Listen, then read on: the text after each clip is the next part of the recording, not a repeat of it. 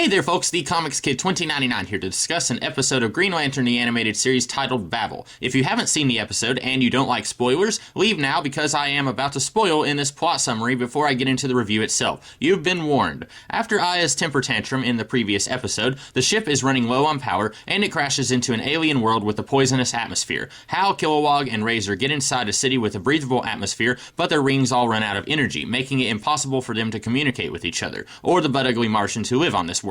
On top of that, the natives hate them and eventually put them up against the Rancor from Return of the Jedi. They make it out alive and get back out to find Aya. Cue credits. So I really like this episode. It's funny, but the stakes are still high and believable. But I am a little concerned that we're getting a non-arc related episode so soon after the big arc changed so dramatically last episode. Counting this episode, we only have 6 episodes left of this series, and I don't want the series to waste those 6 episodes on standalone stories that have little to do with Aya's turn to the dark side. I've said before that I don't mind spacing out the arc episodes and giving us standalone episodes, especially if it's a good story. But so close to the finish line, I want them to devote the appropriate amount of time to Aya as the villain instead of something that frankly could have happened at any point in this series. But like I said, I do like this episode. But hey, speaking of minor nitpicks, why can't anyone contact the rest of the Red Lantern Corps? They didn't get destroyed by Aya or the Anti-Monitor, they were just run off. Can't any of our guys call for help when they're still in space before they lose power? I know the Reds don't really like any of our main characters and we're only teaming up with them because of a common threat, but you could at least have Hal suggest this and be shot down by Kilowog or Razor.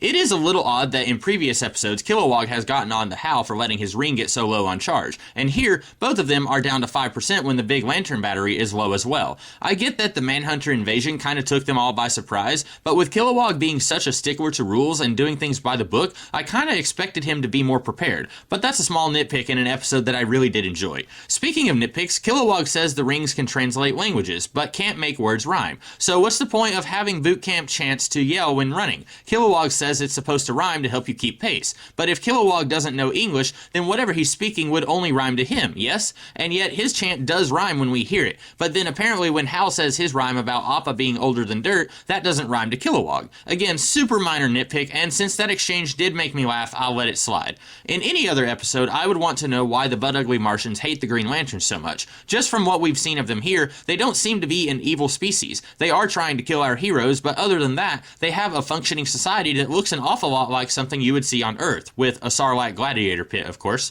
But I don't actually mind that we don't find out what their beef is with the Lanterns. The episode is more about how Kilowog and Razor's trials trying to survive without being able to communicate with each other. The hostile aliens is only another hurdle for them to overcome, like the methane in the atmosphere. The reason why the aliens hate them is incidental, and I'm fine with that. What I do like most about this episode is that it showcases just how different all 3 of our heroes are and how they act during a crisis situation. Hal is always shoot first, ask questions later, so we get to see that in action when he jumps out of Razor's force field unprotected and can't breathe. This kind of thing would normally only be a minor inconvenience, but when none of them can speak the same language and they are all thinking of how to handle this differently, it only compounds the difficulties that they have to face. And it doesn't feel forced. Sometimes it seems like an episode or an issue will add in some dramatic twist just to make things more difficult, which in theory is good because you want your heroes to struggle a little bit, but sometimes it feels incredibly forced, which is not the case here.